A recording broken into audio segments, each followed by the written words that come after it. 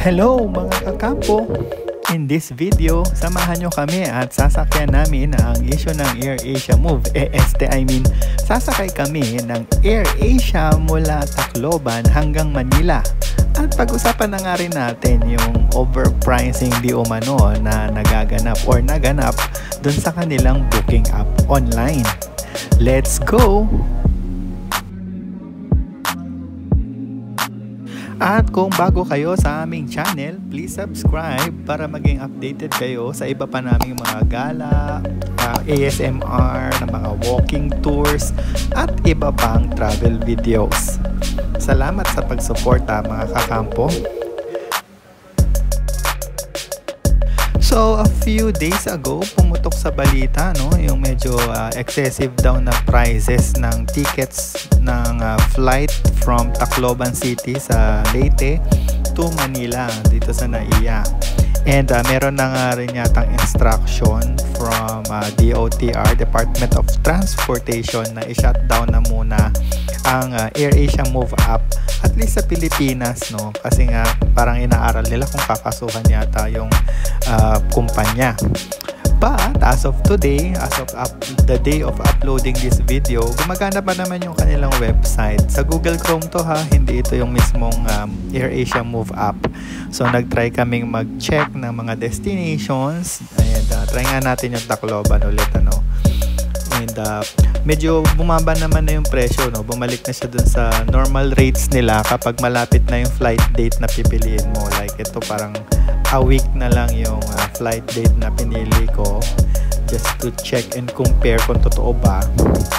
Okay naman na siya, bumalik na siya sa dati.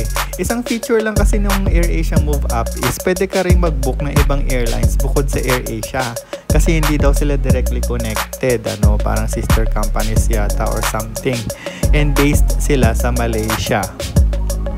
Now, for experience, and share lang namin sa inyo yung naging flight namin last May. So, kasi bumalik na kami ng Manila nung May. Nagbakasyon lang kami saglit sa Southern Leyte. Sumakay kami ng AirAsia. So that you can all have an idea, ano nga bang meron dun sa flight na yun? Bakit sobrang mahal?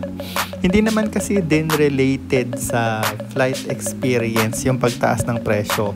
Currently, ginagawa yung San Juanico Bridge at limited ang access, lalo ng mga mabibigat na sasakyan tulad ng mga bus. Kaya ang rationale daw, kaya medyo mataas ang presyo ng tickets sa airport na yon is tumaas ang demand sa air travel. At mas pinipili kasi ng tao lumipad na lang kaysa mag-bus dahil wala nga biyahe masyado papuntang Samar. Itong sinishare kong screen, i-post nyo na lang. Ito yung aming ticket naman ng sumakay kami. Round trip to ha. So, binook namin to way back February for the May flight date. Dalawa kami dyan. At meron lang kaming konting add-on, excess baggage and or 20 kilograms na extra baggage for each person, saka konting pagkain. Kasi kumakain kami sa aeroplano dahil hindi namin ini-expect kung may pagkain sa mga terminals or sa probinsya pagdating namin. And ito na nga, sumasakay na kami, boarding na tayo sa AirAsia dito sa Daniel Z. Romualdez Airport. So kasabay namin itong pagdating ng Cebu Pacific from Cebu. Ayan, nagbababa sila ng mga gamit right now. So turboprop gamit nila, no, itong AirAsia Airbus.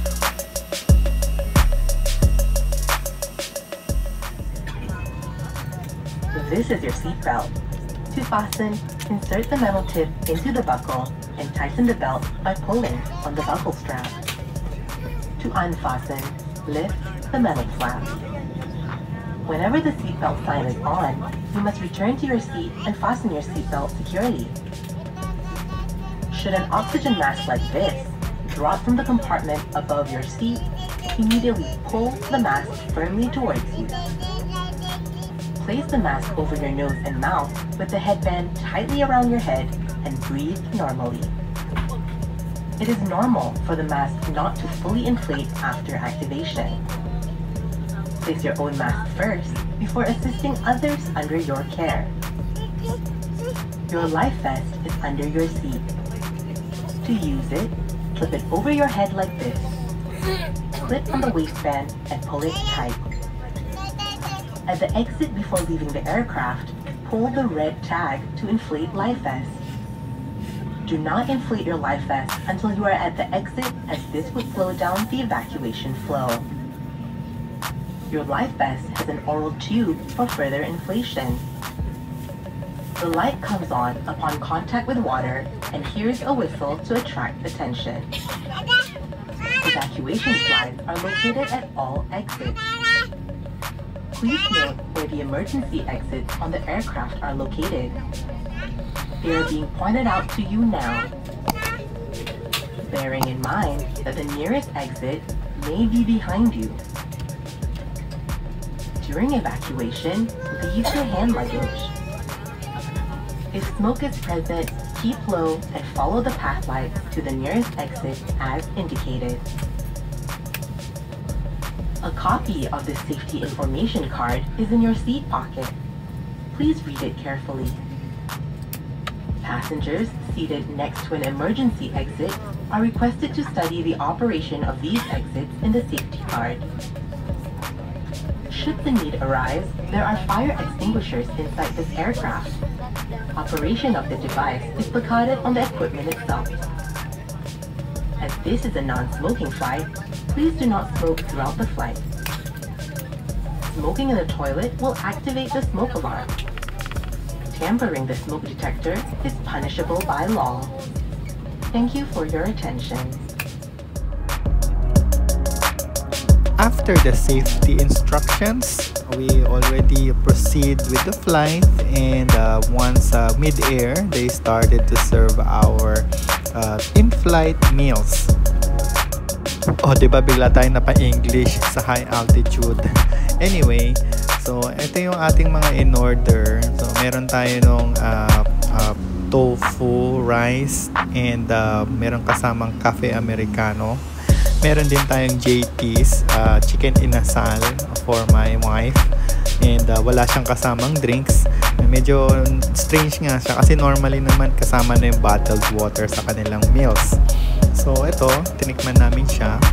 Normally din daw mas maalat or mas malasa yung pagkain sa eroplano kasi matabang ang panlasa natin kapag nasa high altitude. So sinasadya nila yan, taasan ng flavoring. Ito, binigyan kami ng souvenir, sort of souvenir, pero I think ito yung pinaglagyan ng espresso shot sa ating cafe. Akala ko iced coffee siya, pero hot pala siya, cafe americano. So pampagising siya, and medyo gabi yung flight namin, so parang alanganin ano. Anyway, masarap siya, malasa, and mainit. So talagang mapapasok ka, kaya be careful while opening yung package nila na aluminum casing siya actually.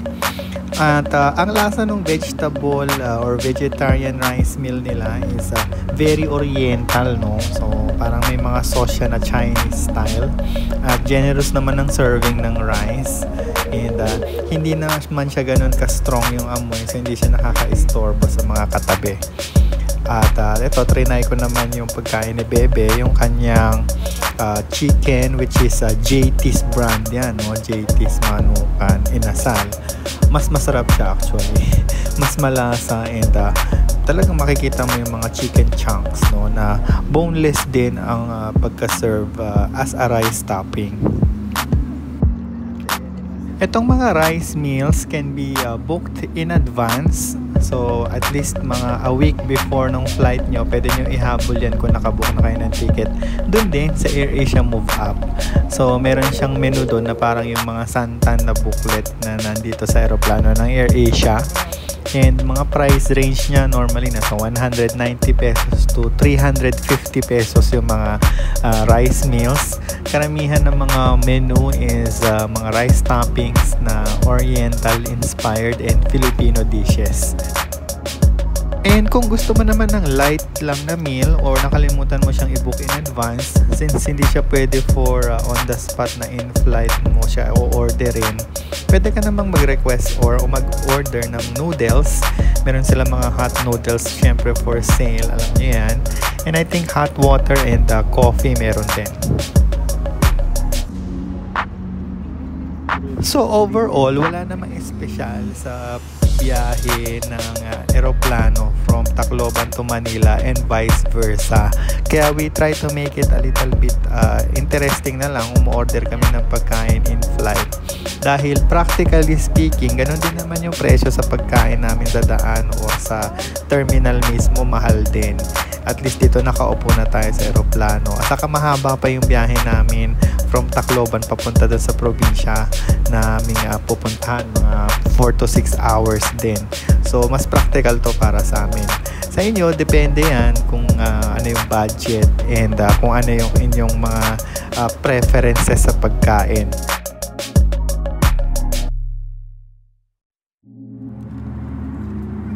So going back to the issue ng sobrang mahal, umabot daw ng 77,000 ang one-way ticket flight from Tacloban to Manila recently.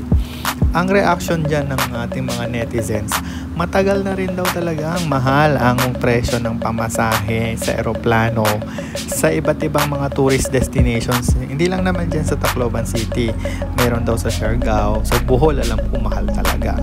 So ang sabi nila, ang tanging pag-asa ng isang ordinaryong traveler na Pilipino para makabiyahe ng mura sa mga budget airlines na to is mag-abang ng seat sale. Yun. Seat sale lang talaga is the key. Na-realize ko din, no, kapag ang problema talaga ay nire-reklamo ng isang kilalang personalidad, dun lang siya napapansin ng authorities. Because apparently, itong pamasahe na to is na-encounter ng isang sikat na local personality. At maganda na rin na ina-action na siya ngayon ng mga tamang ahensya.